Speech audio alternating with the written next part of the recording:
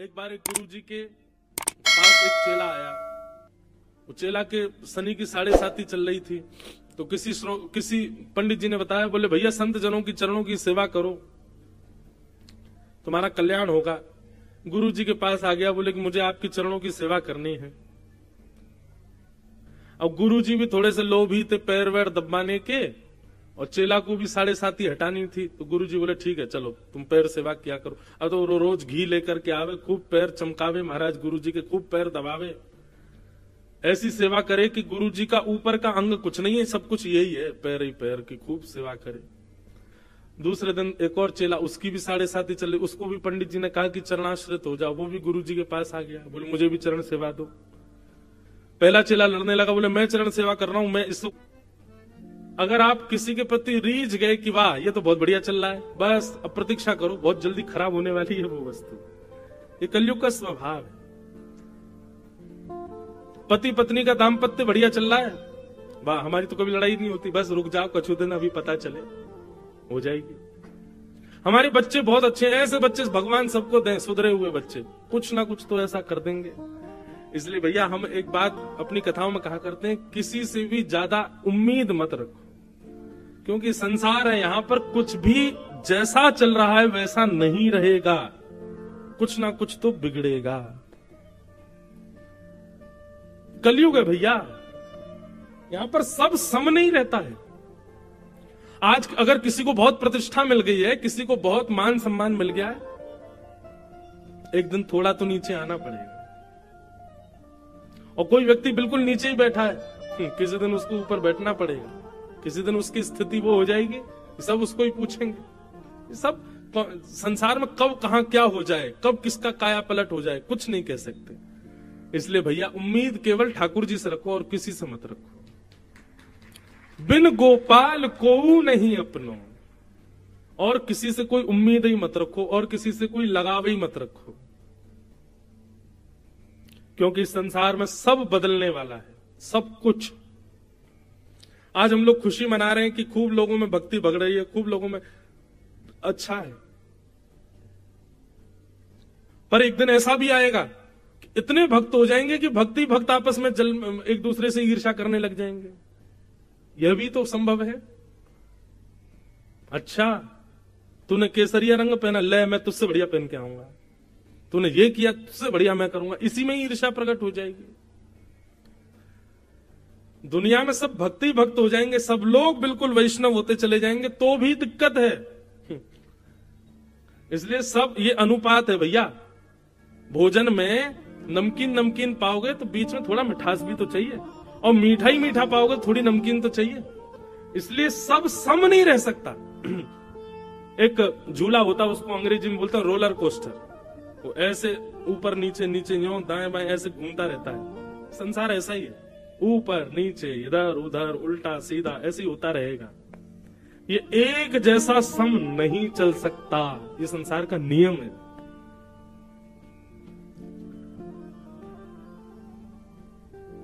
राजा परीक्षित के राज्यकाल का अगर आप लोग भाव सुन लेंगे ना, तो कहेंगे ऐसा राजा तो कोई हुआ ही नहीं होगा। कहते हैं कारागृहों में जंग लग गई थी परीक्षित के राज्यकाल में। क्यों? कोई बंदी बनता ही नहीं था, कोई गलत कुछ करता ही नहीं था। जितने भी सिपाही हैं पकड़ने वाले, ये सब अपने घरों में ही पड़े रहते थे, सब मोटे हो गए थे। क्यों? मेहनत करते ही नहीं थे, कुछ करने का कोई जरूरत ही नहीं है, क्योंकि गुनाह कोई करता ही नहीं था। ऐसा था परीक्षित का राज्य। कोई हिंसा नहीं, कोई छल नहीं, कोई कपट नहीं, कोई दंभ नहीं, कहीं चोरी चकारी नहीं, कुछ भी गलत नहीं होता था परीक्षित के राज्यकाल में। और सब लोग बड़े प्रसन्न होते थे, वाह वाह वाह भैया ऐसा राजा होना चाहिए, ऐसा युग होना चाहिए, ऐसा सब होना चाहिए। लेकिन बस प्रतीक्षा करनी थी। क्यों? क्योंकि बहुत जल्दी आक्रमण होने वाला था, और एक दिन आक्रमण हो गया। कैसे? राजा परीक्षित भ्रमण करते हुए वन में गए, और वन में उन्होंने देखा कि एक वृषभ यानी कि बैल, उसके 3 पैर कटे हुए हैं, वो एक पैर पर खड़ा है, और एक व्यक्ति उसके चौथे पैर को काट रहा है। वो व्यक्ति कोई और नहीं, कलयुग था। कलयुग को देख करके राजा परीक्षित ने तलवार निकाली, बोले मेरे राजपाट में हिंसा करने वाले तुम कौन हो? जैसे ही तलवार घुमाने लगे, परीक्षित जी के चरणों में कलयुग आ गया। बोले भगवान मुझे मत मारिए, मैं ब्रह्मा जी के द्वारा बनाया गया कलयुग हूं, मैं युग हूं। सतयुग के बाद त्रेता, त्रेता के बाद द्वापर, अब द्वापर चला गया, मेरी बारी आई है, मैं आ गया। बोले कब आए तुम? बोले जिस दिन भगवान श्री कृष्ण धराधाम से अपनी लीला पूरी करके गए, उसी क्षण मेरा जन्म हो गया था। ठाकुर जी की लीला पूरी हुई और मेरा प्राकट्य हुआ। अब तो बहुत वर्ष हो गए ठाकुर जी को गए, अब धीरे धीरे मैं अपना प्रभाव दिखाना प्रारंभ करूंगा। अभी तो प्रारंभिक समय था, अब मेरा प्रभाव शुरू हो रहा है भगवान। और प्रभाव देख लो, ये बैल एक पैर पर खड़ा है, ये बैल नहीं है, ये धर्म है। और धर्म के 4 पैर होते हैं, सत्य, दान, दया और पवित्रता। मैंने पवित्रता रूपी इसके पैर को काट दिया, मैंने दान रूपी पैर को काट दिया, मैंने दया रूपी पैर को काट दिया। अब एक पैर बचा है बस इसका, वो है सत्य। जिस दिन ये कट गया, धर्म धराशायी हो जाएगा और मेरा राज्य आ जाएगा। आज आपको क्या लगता है, क्या धर्म बचा हुआ है तो सही एक पैर पे ही, पर एक पैर से भी लड़ खड़ा रहा है। सत्य कितना बचा है? बोलने में नहीं है सत्य।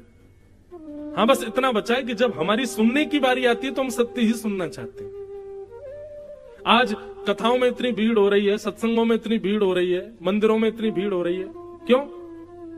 सत्य बताना। लाखों लोग टेकरी हनुमान जी का दर्शन करने जा रहे हैं, क्या इतने लोग दर्शन कर रहे हैं तो क्या इतने सारे लोग धर्मावली हैं? इनमें से कोई पाप नहीं करता? सब करते हैं। धर्म कैसा लड़खड़ा रहा है? मंदिर भी जा रहे हैं और मंदिर से बाहर आकर के थोड़े दिन बाद पाप भी कर रहे हैं। मैंने कहा ना, कलयुग बड़ा खतरनाक है भैया।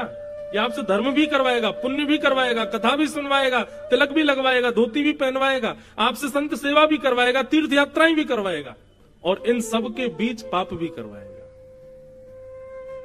ये रहने नहीं देगा आपको ऐसे।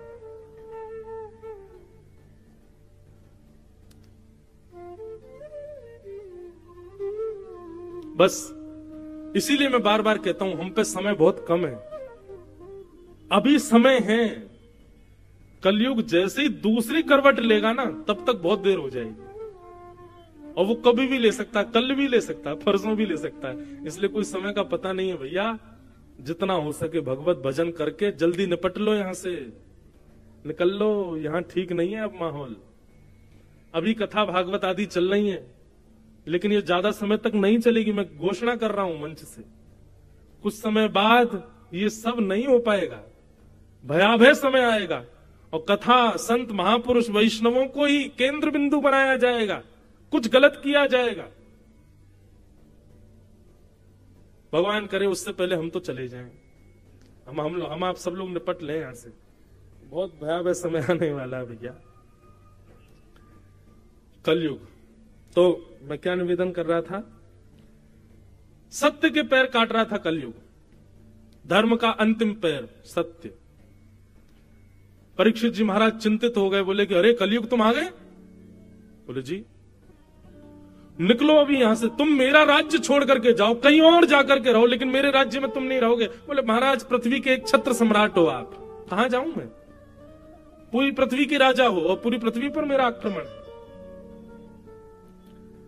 राजा परीक्षित बोले मैं जीने तो नहीं दूंगा तुमको यहां पर। बोले ये ब्रह्मा के द्वारा बनाया गया नियम है, आप इसको तोड़ नहीं सकते, आपको मुझे स्वीकार करना पड़ेगा। हाँ, आपकी इस वेदना को मैं थोड़ा सा इसका समाधान ये कर सकता हूं कि आप मुझे स्थान दे दीजिए कि ये तेरे स्थान है, तुझको यहीं रहना है। मैं आपको वचन देता हूं, उन स्थानों का मैं कभी त्याग नहीं करूंगा, मैं उन्हीं स्थानों में रहूंगा। और आप खुद देखिएगा, ये संसार के लोग खुद मेरे पास आएंगे, आप मुझे स्थान दो। परीक्षित जी बोले मैं ऐसे स्थान दूंगा कि कोई जाएगा ही नहीं तुम्हारे पास। बोले देख के दे लीजिए, जितने बुरे से बुरा स्थान दे सको दे दीजिए, लेकिन मैं भी वचन दे रहा हूं, ये कलयुग है महाराज, मेरा युग है, आदमी स्वयं मेरे पास आएगा। और 5 स्थान दिए कलयुग को। आज भी बंधुओं, और कलयुग के अंत तक भी कलयुग केवल 5 ही स्थानों पर रहेगा, लेकिन प्रभाव वो सब पर करेगा। और ये 5 स्थान कौन कौन से? द्योतम, पानम, स्त्रिय, सूना, यत्रा धर्मश्चतुर्विध, पुनश्च याचमानाय जात रूप मदात प्रभु। 5 स्थान। सबसे पहले कलयुग का स्थान क्या है? जुआ।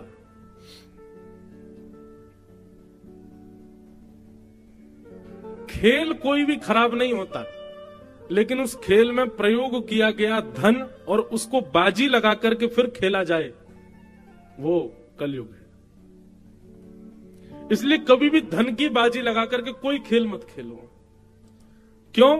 आपने शौक शौक में 10 रुपए लगा दिए और फिर आपने खेल खेल लिया, वो 10 रुपए एक ना एक दिन 10 करोड़ का नुकसान करवाएगा आपको।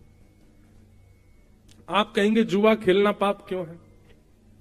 वो आपके लिए धन है, पर आध्यात्मिक दृष्टि से वो लक्ष्मी है। आप लक्ष्मी को दांव पर नहीं लगा सकते। लक्ष्मी हमारी मां है। अपनी मां को कौन दांव पर लगाता है? लक्ष्मी नारायण की पत्नी है। किसी की पत्नी को दांव पर लगाओगे, अपनी मां के दांव पर लगाओगे, रह पाओगे खुश? इसलिए जुए में कलयुग का निवास। द्यूतम। दूसरा स्थान है पानम। पहले तो जुआ केवल गांव गांव में वो खेलते थे, पेड़ों के नीचे बैठ के वो ताश खेल रहे हैं, उसी में पैसा लगा रहे हैं, हार गए इतना, ये सब वो सब होता। आजकल आधुनिक जुआ हो गया है। अब अलग प्रकार का जुआ खेलते हैं लोग। और एक बात कहिए, 500 की 1000 की शर्त जो लगाते हैं ना, लगी 500 की शर्त, ये भी जुआ है।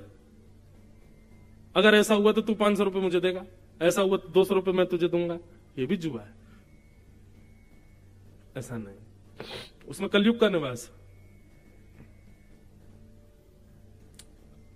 द्यूतम। उसके बाद आता है पानम। अच्छा, एक और बात सुनिए, ऐसा कभी कभी होता है कि हम शर्त लगा लेते हैं, अच्छा लगी 500 की शर्त, बोले हाँ लगी, और फिर वो काम हो गया, लेकिन फिर ना आपने बस इतना कहते देखा हार गया, निकाल 500। अब जैसे वो निकालने लगा, आपने कहा अच्छा ठीक है रख ले, चल कोई बात नहीं, तो कोई दिक्कत नहीं। पर हाँ पीछे ही पड़ गए, बोले देने पड़ेंगे 500 बेटा तुझे, तू हारा है मुझसे, तो वो निश्चित है कि वो आपका सर्वनाश करेगा। तो द्यूतम। दूसरा स्थान है कलयुग का पानम। मदिरा पान करना, मांस भक्षण करना, गलत वस्तुओं का सेवन करना, गलत वस्तुओं का खान पान करना, उसमें कलयुग का निवास है। तंबाकू, बीड़ी, सिगरेट, मांस, मदिरा, इस प्रकार की वस्तुओं का सेवन करना, उनका सेवन करने से कलयुग का प्रभाव होता है। इसलिए भैया इनसे बचो। ये सब तामसी वस्तुएं बंधु, इनका सेवन नहीं करना चाहिए। तो द्यूतम पानम। पानम के बाद आ गया स्त्रिय। पर स्त्री संग, पर पुरुष संग, विवाह के पश्चात अन्य के प्रति भाव प्रकट करना हृदय में, उसमें कलयुग का निवास है। कलयुग आपको छोड़ेगा नहीं। तो द्यूतम, पानम, स्त्रिय। और चौथा स्थान है कलयुग का सूना। सूना कहते हैं हिंसा को, कलेश को।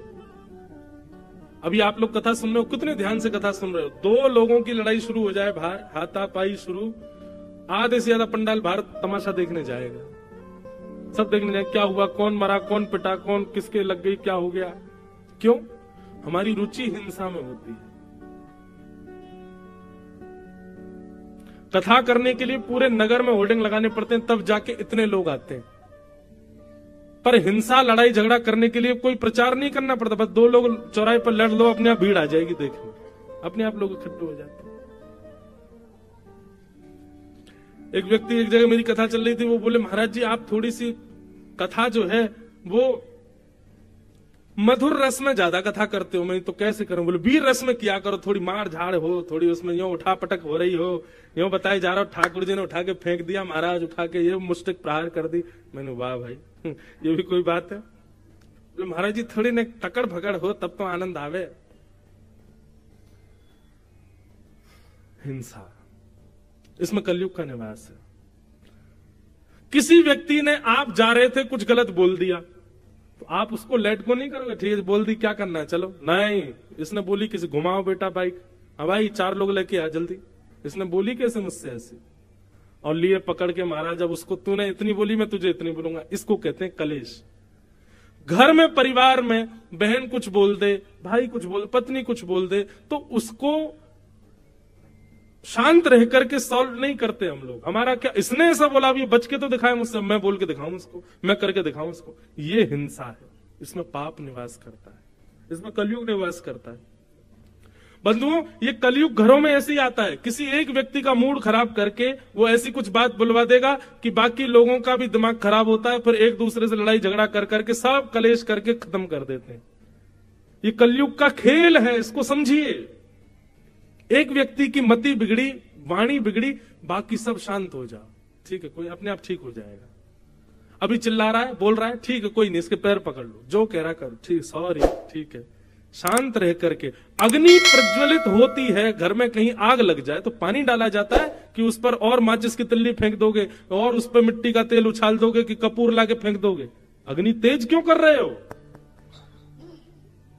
जैसे घर में आग लगने पर पानी डालते हैं, ऐसे ही घर के, परिवार के, मित्रों के, अपने संबंधियों में किसी एक में आग लगे, पानी डालो। और पानी का मतलब प्रेम, प्रेम बरसा, उसको हृदय से लगा लो, उसके पैर पकड़ लो, थोड़ा उसको समझा लो, मना लो, ज्यादा नहीं मानना, मौन हो जाओ, शांत हो जाओ, बैठ जाओ।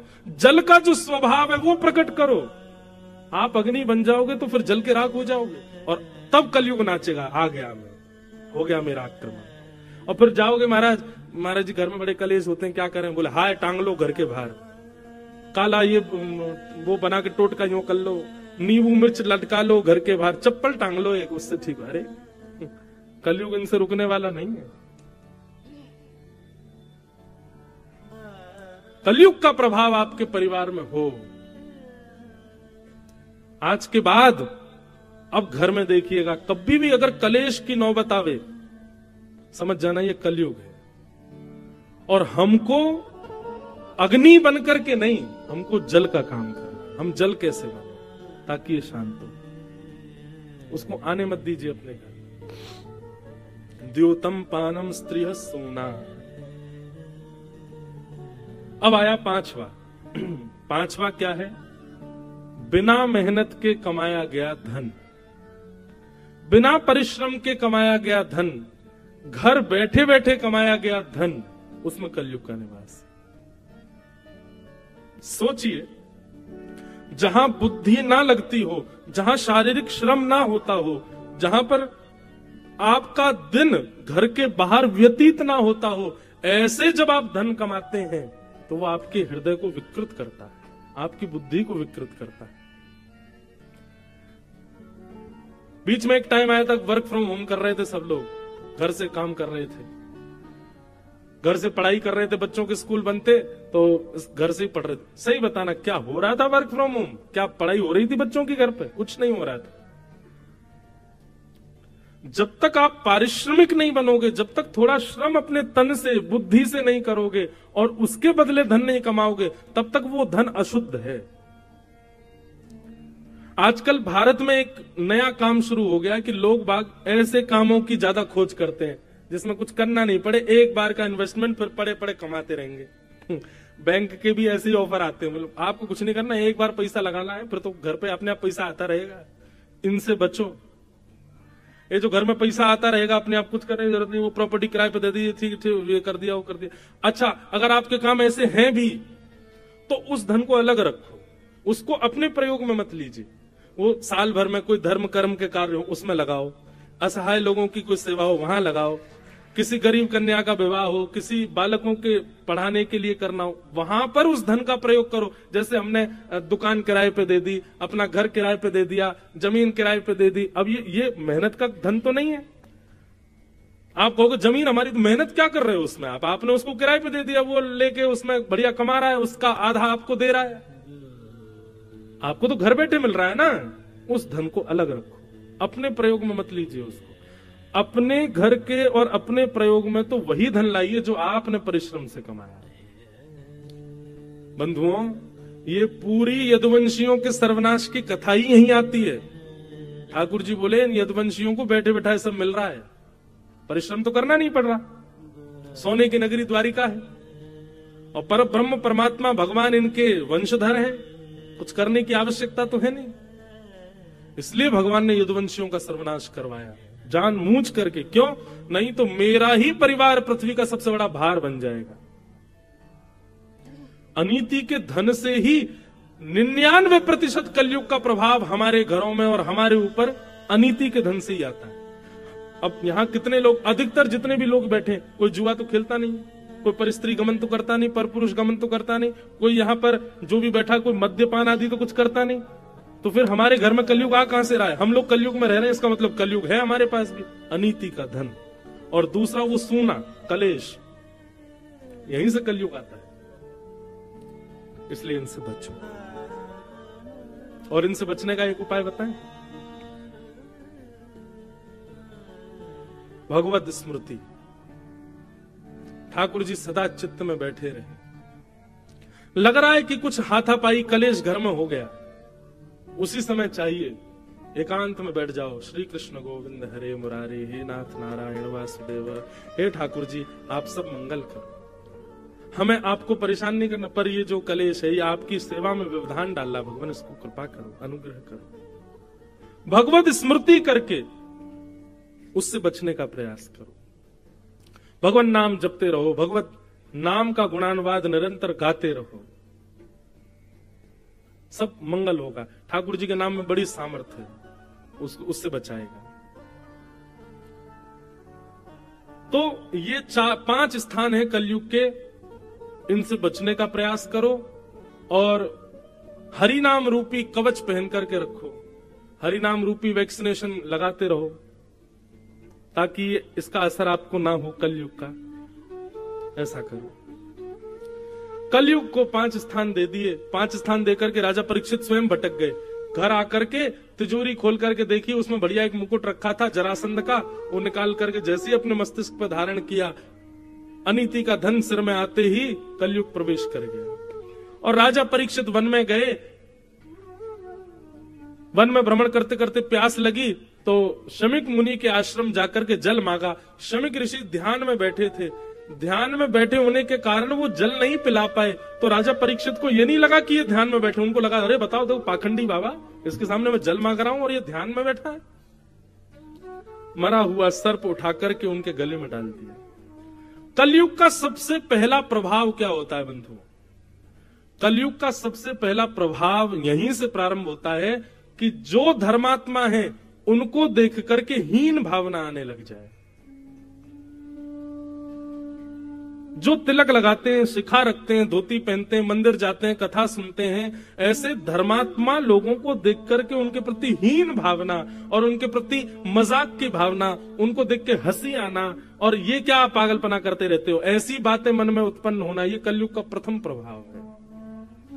धार्मिक लोगों को उपेक्षित दृष्टि से देखना, ये धर्म का प्रभाव, ये कलयुग का प्रभाव है। राजा परीक्षित बोले अरे ये हमारे सामने नाटक करते हैं, पाखंड करते हैं संत होने का। गले में मरा हुआ सर्प डाल दिया। शमिक ऋषि के गले में मरा हुआ सर्प देख कुछ बालकों ने जाके शमिक के पुत्र को बता दिया, श्रृंगी को, कि तुम्हारे पिता के गले में मरा हुआ सर्प पड़ा है, राजा परीक्षित ने डाला है। श्रृंगी ने हाथ में जल लेकर के श्राप दे दिया, मैं राजा परीक्षित को श्राप देता हूं, मेरे पिता का अपमान किया, आज के 7वें दिन उनको तक्षक सर्प डस देगा, उनकी मृत्यु हो जाएगी। राजा परीक्षित लौट करके अपने राजभवन आए, जैसे ही मुकुट उतारा सोचने लगे आज मैंने क्या किया। एक ध्यानस्थ बैठे हुए संत के गले में मरा हुआ सर्प डाल दिया मैंने, ये मैं कैसे कर सकता हूं? ये मेरा स्वरूप तो नहीं था, ये मेरा स्वभाव तो नहीं था। कभी बंधुओं जेल में जो कैद होते हैं ना, कैदी, उनसे पूछो कि यार तुमने ऐसा क्यों किया, तो वो यही कहेगा पता नहीं उस समय मेरी मति कैसे घूम गई, मैं कभी सोच भी नहीं सकता था कि मैं ऐसा करूंगा, पर पता नहीं मेरी बुद्धि को उस समय क्या हो गया। ये बुद्धि विकृति ही तो कलयुग करता है। कभी कभी आप क्रोध नहीं करते, लेकिन अचानक आपको क्रोध आया, आपने कुछ बहुत गलत बोल दिया, बाद में आपको फिर रिग्रेट, पता नहीं कैसे निकल गया मेरे मुख से ऐसा, मुझे गलती हो गई, क्षमा करो। ये जो प्रभाव बीच बीच में दिखते हैं ना, यही कलयुग है। कभी दूसरे के ऊपर आपके अंदर ईर्ष्या नहीं आती, लेकिन अचानक आ जाए, समझ जाना कलयुग है।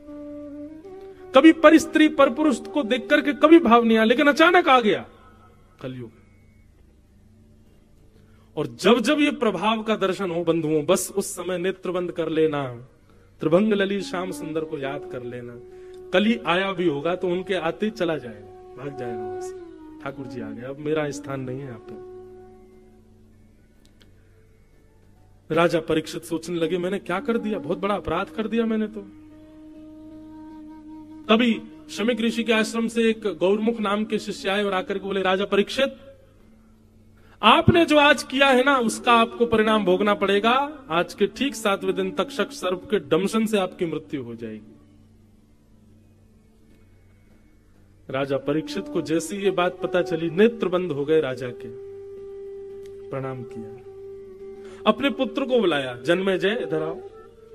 जन्मेजय जैसे ही पास आया, स्वयं राज सिंहासन से उठ करके जन्मेजय को बैठा करके तुरंत अपना मुकुट उतार करके उसके सिर पर, एक क्षण भी विलंब नहीं किया राजा परीक्षित ने।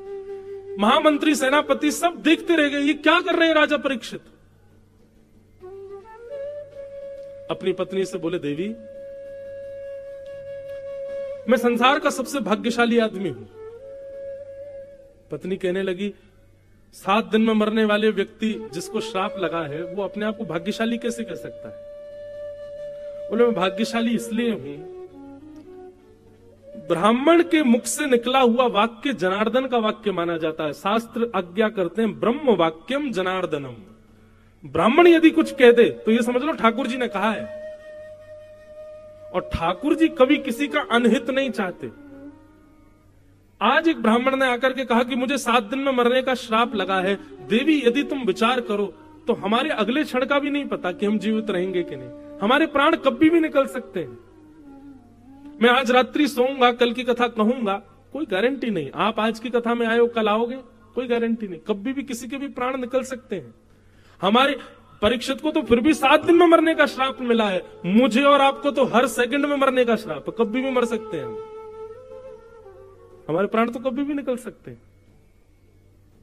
राजा परीक्षित ने इसी बात को कहा कि मैं बहुत बड़ा भाग्यशाली हूं देवी, अगले 7 दिन में यदि पहाड़ भी कोई मेरे ऊपर गिर जाएगा तो भी मेरे प्राण नहीं निकलेंगे 7 दिन से पहले। प्राण तो अब 7 दिन बाद ही निकलेंगे। इसलिए संसार को कोई व्यक्ति नहीं कह सकता कि मैं अगले घंटे जीवित रहूंगा, लेकिन मैं दावे से कह सकता हूं कि अगले 7 दिन तक मुझे कोई नहीं मार सकता। तो क्यों ना, मुझे जब पता ही चल गया है कि मेरी मृत्यु 7 दिन बाद है, तो मैं अपने इन 7 दिनों को उपयोगी बनाऊं। अब राजा जन्मेजय मेरा पुत्र है, आप राजमाता हो, मैं एक दीनहीन बन करके अब वन में जाऊंगा। और राजा परीक्षित उसी समय अपना गृह त्याग करके, राज्यपाट छोड़ करके वन की ओर चले गए। बंधुओं, ये कथाएं कहते कहते अब लगने लगा, अब ऐसा भाव आने लगा, कितने भाग्यशाली राजा परीक्षित। लेकिन भैया वही बात है, हम आप सब लोग राजा परीक्षित जैसे नहीं हो सकते। हमको अगर ज्योतिषी बता दे भैया अगले 7 दिन में तुम्हारी मृत्यु है, तो कहो तो 7 सेकंड में ही नहीं हमको अटैक आ जाए, बोलो मर जाएंगे, जाके पत्नी को सीधे हृदय से लगा लेगा, अरे देवी अब 7 ही दिन बच्चे में क्षमा कर देना, बच्चों को तुमको जो चाहिए खा लो भैया, वहां पैसा रखा उसको व्यवस्थित। हम इतने ज्यादा मतलब निकृष्ट हैं, इतने संसारी हैं, हमको अगर पता चल जाए कि हमारे पास इतना समय बचा है और इतनी देर में हमारी मृत्यु है, निश्चित है हम भजन नहीं स्वीकार करेंगे। सुन, बगल वाले अंकल है, उन पर 5 लाख रुपए मैंने दे रखे हैं उनको, 1 महीना से उनसे ले लियो, वहां पर इतनी प्रॉपर्टी है अपनी, उस पर ध्यान धर लियो, इतना पैसा बैंक अकाउंट में ले, सब 7 दिन के अंदर मैनेजर बैंक के सबसे मिलकर साइन वाइन बदलवा देंगे, सब बेटा तू संभाल, अब सब तेरा ही तो है, तुझे ही तो करना है। हम तब भी संसार को ही याद करेंगे। लेकिन राजा परीक्षित वन में चले गए और वन में जाकर के गंगा के तट पर जाकर के बैठ गए। अनंत ऋषि वहां बैठ करके भजन कर रहे थे। सबसे जाकर के राजा परीक्षित ने प्रणाम करते हुए कहा, मुझ पर समय ज्यादा अभिवादन करने का नहीं है, मैं सीधे प्रश्न कर रहा हूं कि हे भगवान, जिस व्यक्ति के जीवन के बहुत कम दिन बचे हों, केवल 7 ही दिन बचे हों, उसको मुक्ति कैसे मिलेगी? मुझे क्या करना चाहिए कि मुझे मुक्ति मिल जाए?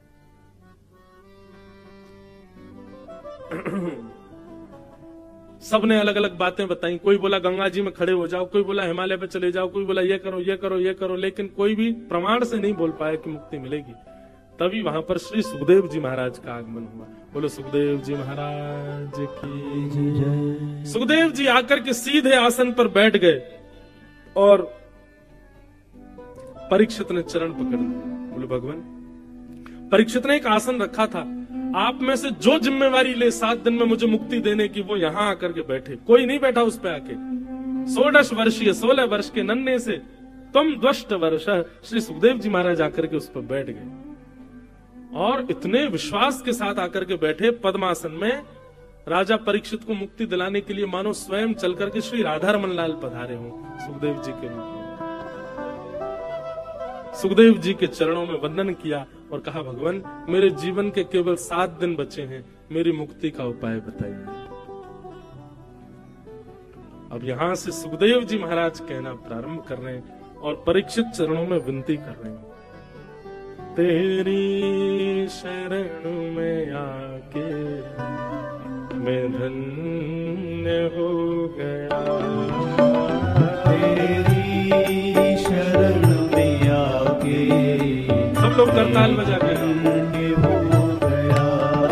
बंधुओं, हम सब भी परीक्षित हैं, हम भी सुखदेव जी से प्रार्थना कर रहे हैं, हे सुखाचार्य जी, इतने अल्प आयु में भगवत प्राप्ति का साधन आप ही हमको बता सकते हैं। हे भागवत जी, आप ही हमको आज्ञा करिए कि हम कैसे भगवत प्राप्ति करें। बंधुओं, आज 4 दिन हो गए कथा को, 4 दिन की कथा और शेष बची है। सब लोग भागवत जी से प्रार्थना करो, हे भागवत जी, हम बड़े भाग्यशाली हैं कि आप चल के हमारे नगर में पधारी, आप आकर के ये सुंदर ज्ञान हमको प्रवाहित कर रही हैं, जिससे हमारा जीवन सुखद आनंदमय बनेगा। इसलिए सब लोग करताल बजा करके भागवत जी से प्रार्थना करते हुए गाओ, तेरी शरण में आके मैं धन्य हो गया, तेरी शरण में आके मैं धन्य हो गया। जन्मों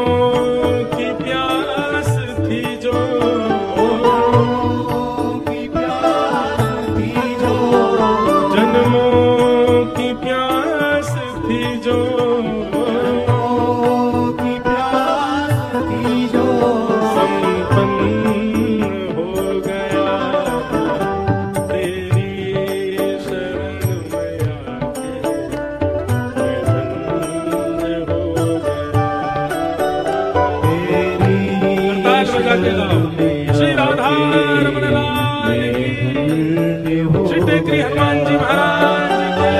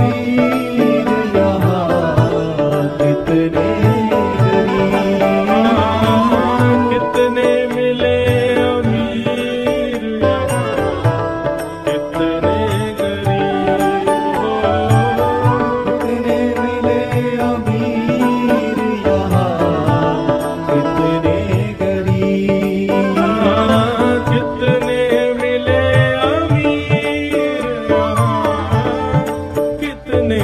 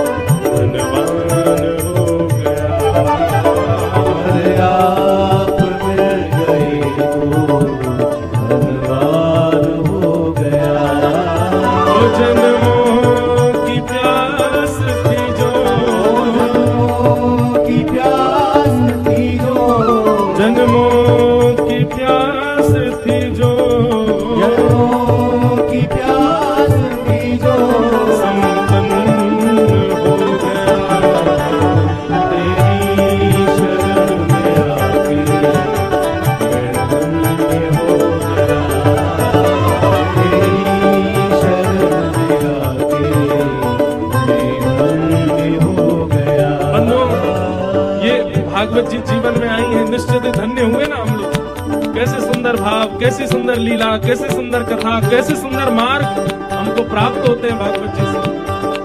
इसलिए वास्तव में धन्यता का अनुभव करते हैं हम लोग।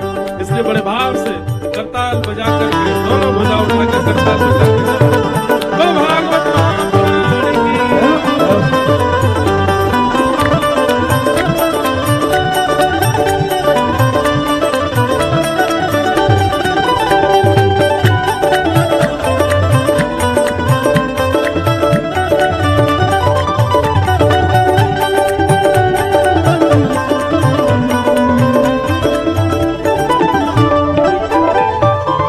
करना कभी न दूर प्रभु चरणों से आप हो। करना कभी न दूर प्रभु चरणों से आप। करना कभी न दूर प्रभु चरणों से आप हो।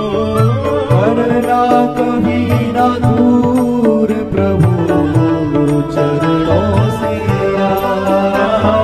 करना कभी ना दूर प्रभु चरणों से आप हो।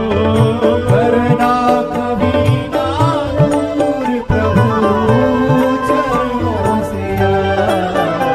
चरणों के ही सहारे, चरणों के ही सहारे, चरणों के ही सहारे, चरणों के ही सहारे भव पार हो गया। चरणों के ही सहारे भव पार हो गया। चरणों के ही सहारे भव पार हो गया।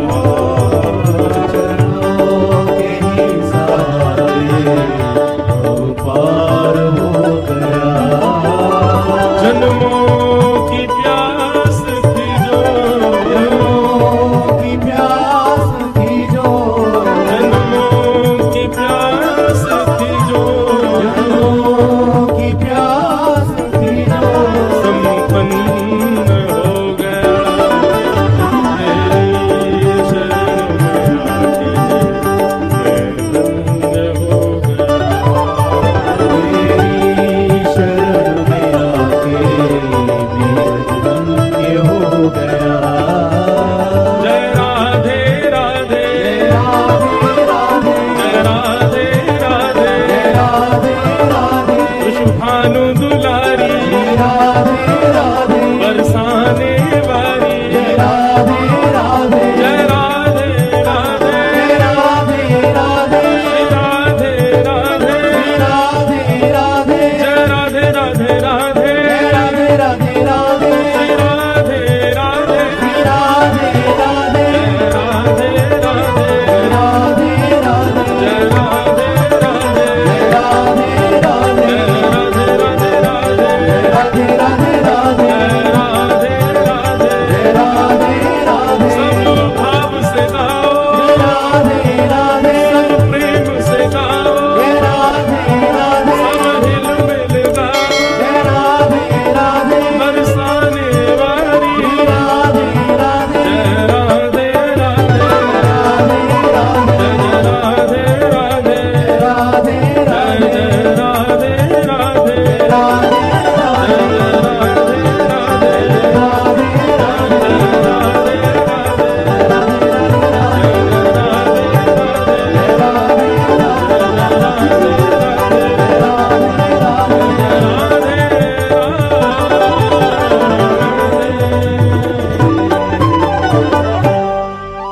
भागवत महापुराण की जय। श्री सुखदेव जी महाराज की, श्री परीक्षित जी महाराज की।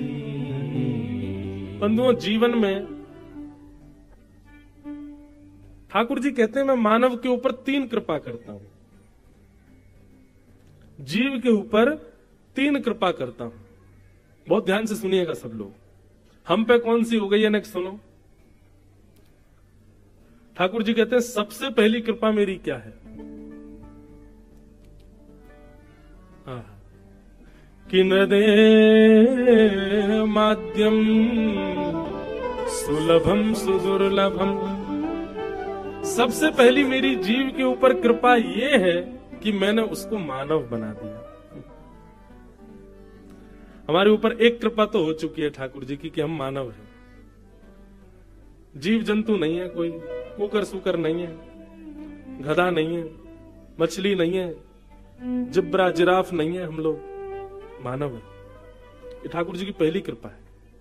इसलिए जो लोग कोसते हैं मानव होने के बाद भी, ठाकुर जी ने क्या किया, अरे तुमको आंख नाक कान पैर सब दे दिए, मानव बना दिया, सबसे पहली कृपा है ठाकुर जी की। और भगवान ये बात आपको पता, मानव ये जो हम बैठे हैं ना, मानव ऐसे नहीं मिल जाते हैं। शास्त्रों में इसकी पूरी कथा बताई गई कैसे मिलता है। 84 लाख योनियों में मैं और आप हम सब घूमते रहते हैं, कभी चींटी बनते हैं, मर जाते हैं, फिर ठाकुर जी के पास जाए, ठाकुर जी एक बार एक मौका दे दो हमको। क्यों? इस 84 लाख योनियों के चक्कर से बचने का एक ही द्वार है, एक ही मौका है, और वो है मानव। मानव बन के ही आप इस चक्कर से निकल सकते हो। अन्य किसी योनि में अगर आप किसी योनि को देखते हैं, कुकर सुकर और छिपकली आदि इनको देखो ना, तो ये समझना अब ये बहुत भटकने वाले हैं, अब इसके बाद ना जाने क्या बनेंगे, फिर कहीं जाएंगे, फिर कहीं जाएंगे। तो हम लोग पहले कभी चींटी बने, मर गए, फिर ठाकुर जी के पास, ठाकुर जी एक मौका दे दो। भगवान नहीं, अभी जाओ जाओ, कुकर बनो, कुकर बना दिए, फिर मर गए, फिर आए ठाकुर जी एक मौका दे दो, नहीं अब सूकर बनो, सूकर बना दिए, फिर आगे ठाकुर जी एक मौका ना, अब भैंस बनो, जाओ दूध पिलाओ सबको, भैंस बन गए, भैंस बन के आगे ठाकुर जी नहीं अब मछली बनो, जाओ मछली बन गए, मछली के बाद कॉकरोच बनो, जाओ बाथरूम में पड़े रहना सबके, बना दिए। इस प्रकार ठाकुर जी जब हमको बहुत, जब हम बार बार प्रार्थना करते, गिर जाते, पड़ जाते ठाकुर जी के आगे, ठाकुर जी एक मौका, बस एक मौका दे दीजिए, तब ठाकुर जी कहते हैं अच्छा चलो ठीक है।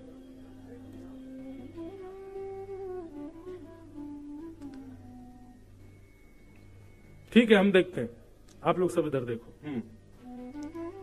क्या बता रहा था मैं? हाँ, तो फिर ठाकुर जी से हम कहते हैं ठाकुर जी एक मौका दे दो। मानव शरीर मौका है, इसका नाम ही मौका, निकलने का मौका यहां से। तो ठाकुर जी क्या करते हैं, अच्छा तुम बहुत रो रहे हो, बहुत तुम 33 लाख योनि 84 लाख योनियों में भटक लिए, चलो अब तुमको हमें कृपा करते हैं। तब भगवान 5 लोगों को बुलाते हैं।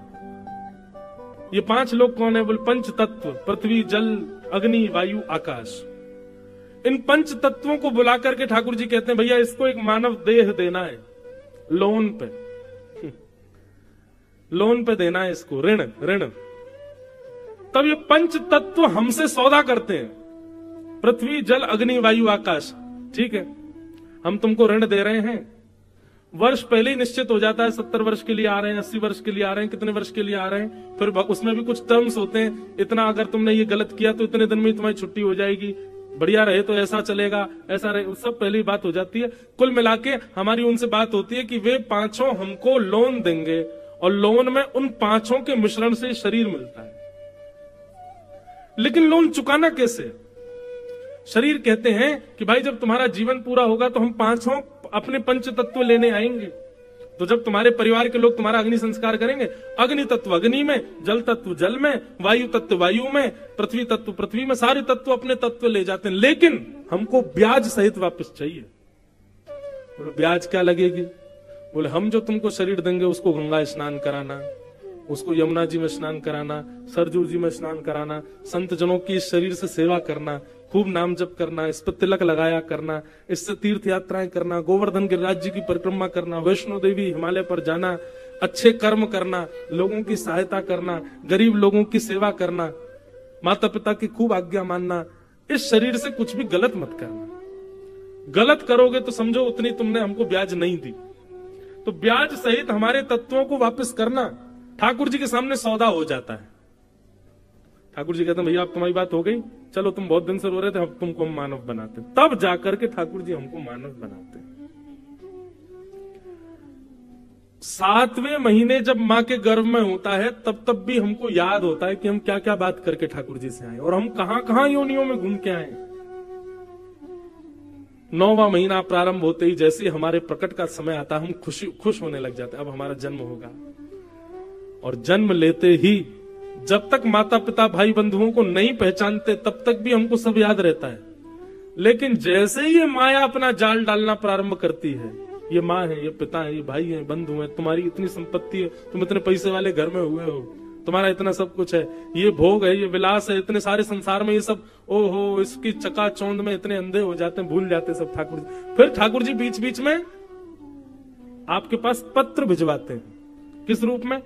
जैसे गुना में कथा हो रही है, ये ठाकुर जी ने एक पत्र भेजा, बोले बेटा समझ जाओ, तुमको मानव बना के भेजा हमने, है कथा में जाओ सुनो व्यास जी से, क्यों आए हो तुम पृथ्वी पर। लेकिन बाहर से ही बोर्ड देख करके चले जाता है, अरे कहा भीतर बैठे 3 घंटा क्या करना है हमको। ठाकुर जी एक नहीं अनेक बार आपको मैसेज भिजवाते हैं, कथाओं के द्वारा, सत्संग के द्वारा, संत जनों के द्वारा, कि भैया तुम क्यों आए हो पृथ्वी पर, समझ जाओ। जैसे बैंक वाले लोन लेने के लिए फोन करते बार बार, हे भाई तुम्हारा लोन कब चुका रहे हो, तुम कब पूरा कर रहे हो, ब्याज ब्याज। तो ऐसे ठाकुर जी बीच बीच में कथा बताएं के द्वारा भेजते रहते हैं।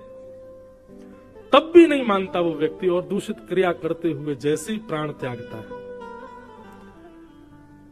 तब पंच तत्व उसके सामने खड़े हो जाते हैं और कहते हैं, भाई तुमने हमारी पंच तत्व तो वापस किए, लेकिन तुमने तो और अपवित्र करके वापस किया, इससे खूब मदिरा पान करी तुमने, है तुमने परिस्त्री संग किया, इतने दूषित काम किए, लोगों के पैसा मारे, छल किया, कपट किया, दंभ किया, लोभ किया। तब ये पंच तत्व भगवान से शिकायत करते हैं कि इसको ठाकुर जी ऐसी यातना देना, ऐसी यातना देना कि जीवन भर याद रखे। भगवान कहते हैं यातना देना हमारा काम नहीं, सौदा हमने कराया, अब जाओ, यमराज हैं, आदि हैं, इनसे जिससे तुमको यातना दिलवानी हो। तो पंच तत्व गले में फांसी लिए घूमे रहते हैं, हमको सब जगह भगवाते हैं, इतने साल नरक में रहेंगे, इतने साल वहां जाएंगे, ये करेंगे। इस तरीके से हमारा जीवन चलता है। तो भैया भगवान की सबसे बड़ी कृपा क्या है कि हम मानव हैं, और उसमें भी उससे बड़ी कृपा क्या है कि हम ठीक ठाक हैं, आंखें हैं, नाक है, जीभ है, कान है, हाथ है, पैर है, कोई शिकायत करने को लिए नहीं है कि भाई हम पे ये कमी है। ठीक है, कमी हो भी तो ठाकुर जी उतना लोन कम कर देंगे, सब कुछ है। ये भगवान की पहली कृपा।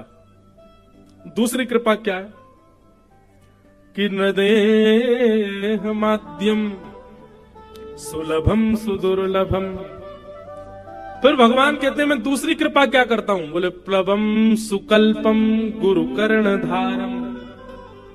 बोले मैं उसको बार बार गुरुजन उसके जीवन में भेजता हूं, अगर ठुकरा दे तो वो उसकी इच्छा, लेकिन किसी एक को स्वीकार करके अपना गुरु बना ले तो समझना ये मैंने उस पर दूसरी कृपा की। क्यों? मानव तो बना दिया, अब मानव बनने के बाद सदमार्ग दिखाने वाले गुरु भी मैंने उसको दे दिए। ये मेरी दूसरी कृपा है। और मेरी तीसरी कृपा क्या है, बोले मयानुकूले नभस्वतेरितम।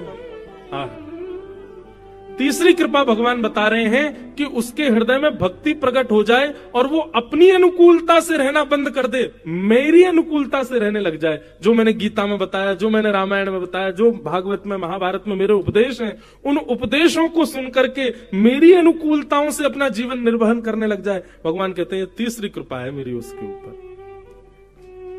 ये 3 कृपा ठाकुर जी करते हैं। तो पहली कृपा तो साक्षात है कि हम सब मानव हैं, तो पहली कृपा तो हम पे हो चुकी है। अब ये 2 कृपाएं हम करवाना चाहते हैं कि नहीं, ये हम देख लें जीवन में। गुरु मैं फिर कहूंगा बंधु, गुरु का मतलब दीक्षा लेना नहीं होता, दिशा लेना होता है।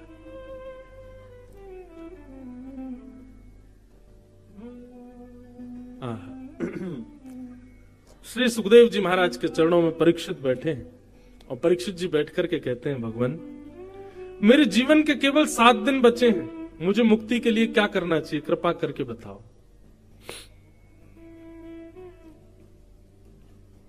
सुखदेव जी महाराज 1 मिनट के लिए मौन रहते हैं और 1 मिनट विचार करके सीधे बोलना प्रारंभ करते हैं। और यहां से सुखदेव जी की वाणी प्रारंभ होती है कि वरीयानेशते प्रश्न कृतो लोक हितम नृप आत्मवीत सम्मतः पुंसा श्रोतव्यादिषु यत्पर। बहुत सुंदर बात कभी कभी इतना आनंद आता है हमको कथा के प्रथम द्वितीय स्कंद में, मन करता है इससे आगे बढ़े ही नहीं, इतनी बढ़िया चर्चा है, इसी को करते रहे। इस बार एक सौभाग्य हमको प्राप्त हो रहा है, 7 दिन 8 दिन की कथाएं, तो फिर अभी आज तक तो देखो कथा आराम से, कल से भागेगी कथा, कल से जल्दी कृष्ण जन्म करना है, फिर गोवर्धन पूजा करना, तो कथा थोड़ी शॉर्ट हो जाती। पर इस बार हमको एक सौभाग्य मिल रहा है, 10 अप्रैल से 11 अप्रैल से 10 मई तक 1 महीना की भागवत कथा है नासिक महाराष्ट्र में। 1 महीना 30 दिन, और वो 30 दिन की कथा होगी महाराज नासिक में। इतना आनंद आएगा, हम तो बस प्रतीक्षा कर रहे हैं वो कथा प्रारंभ हो, फिर एक एक विषय, एक एक भाव। अब यहाँ पर मुक्ति का वर्णन करते हैं श्री सुखदेव जी। मैंने आज तक कथा में नहीं सुनाई होगी, 2 प्रकार की मुक्ति, सद्यो मुक्ति, क्रम मुक्ति। अब वो मुक्तियां कैसी कैसी होती हैं उसका पूरा वर्णन श्री सुखदेव जी आगे करेंगे। फिर उसके बाद में परीक्षित कहेंगे कि नहीं भगवान अब मुझे मुक्ति नहीं चाहिए, फिर सुखदेव जी मंगलाचरण करेंगे, उनके मंगलाचरण इतना सुंदर। अब ये सब कथा 7 दिन के क्रम में हम कह ही नहीं पाते, इतना इतना सुंदर क्रम है। तो ये सौभाग्य मिलेगा, आप सब लोग तो भक्ति पथ यूट्यूब चैनल पे ही सुन लेना, रोज 4 घंटे कथा, 4 घंटा रोज, और 30 दिन तक। क्या कहें महाराज, 5 दिन का तो नंदोत्सव है वहां पे। 5 दिन तक नंदोत्सव ही चलता रहेगा। रोज सुबेरे कथा प्रारंभी नंद घरानंद भयो जय कन्हैया, यहीं से ही प्रारंभ होगा। और फिर उसमें और विस्तृत भाव कि नंदोत्सव कैसा मन रहा है, और ब्रज में क्या हो रहा है, ब्रजवासी सब क्या कर रहे हैं, उसका हर दिन अलग अलग भाव आएगा।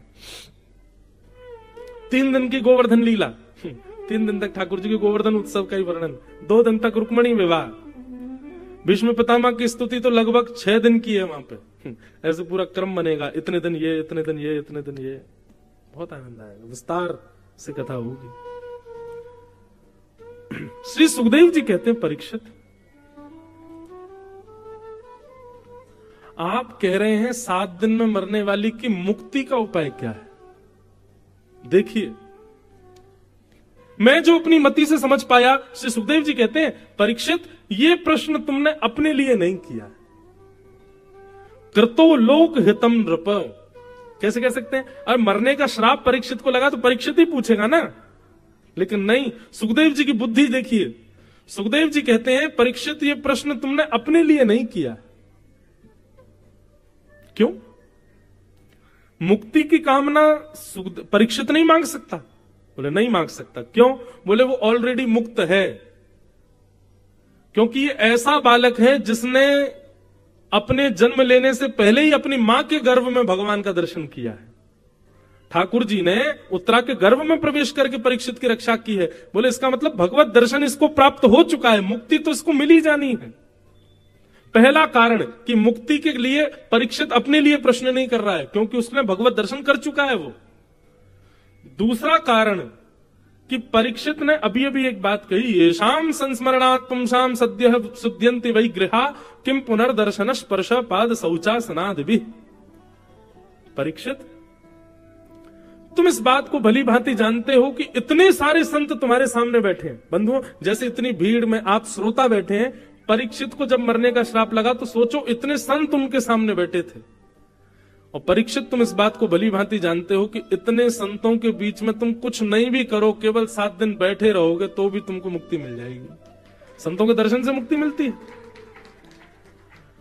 तो एक तो तुमने भगवत दर्शन किया है, दूसरे इतने सारे संत तुम्हारे सामने बैठे हैं, और तीसरा, परीक्षित,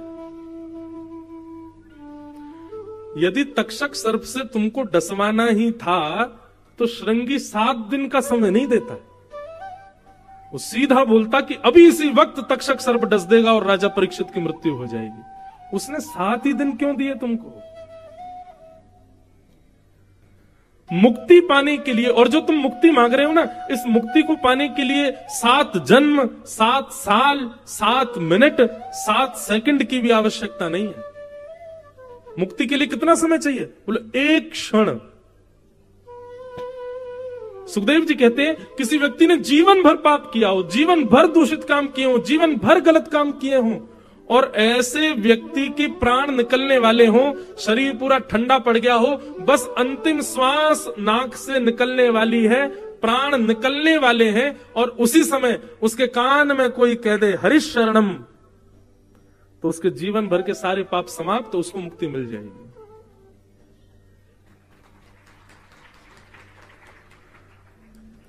ताली बजाई, अच्छी बात है, लेकिन बात तो सुनो पूरी।